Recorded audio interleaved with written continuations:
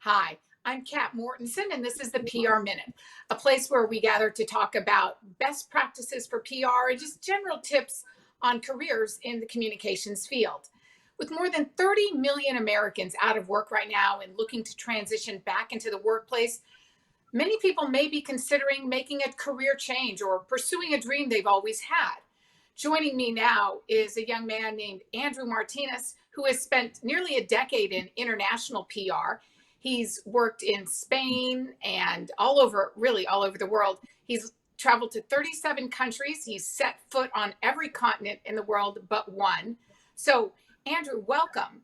And why don't you just start by telling us, uh, are there opportunities for English speakers, people from the United States, in other parts of the world right now? Thank you, Catherine, and thank you for having me. Yes, there are. Your biggest tool as a native English speaker is going to be the language, English.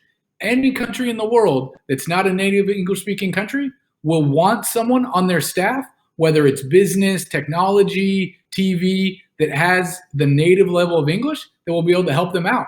Correct web page, edit emails, edit any articles, because the native English speaker is a very important job overseas.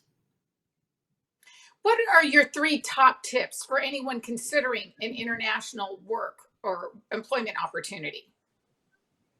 Okay, great question. To put it simply, I would say one, plan, whether that's financial or research, make sure you know what you're getting into.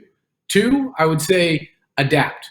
Make sure you change. You're going to have to go into a new country, new culture, new customs. You're going to have to realize that it's going to be a lot different than your home country. And three, I would say party. Make sure you enjoy it because you don't know when you're going to be back. You could fall in love with the country. You could fall in love with a local. But if that's not the case, you only get this opportunity once 1 year, 2 years, 5 years, 10 years. So make sure that you make the most of your time overseas. Those are great tips, Andrew. And just before we go, what's the biggest challenge you would say to an American who wants to work overseas? I would say the biggest challenge, Catherine, would be the paperwork, going through the red tape. You can get inundated and drowned in all the paperwork, but if you take it one page at a time, one step at a time, make sure you fill everything out, and you'll be fine. All right. Thank you. Appreciate that, Andrew. Safe travels. Thanks for joining us here at the PR Minute.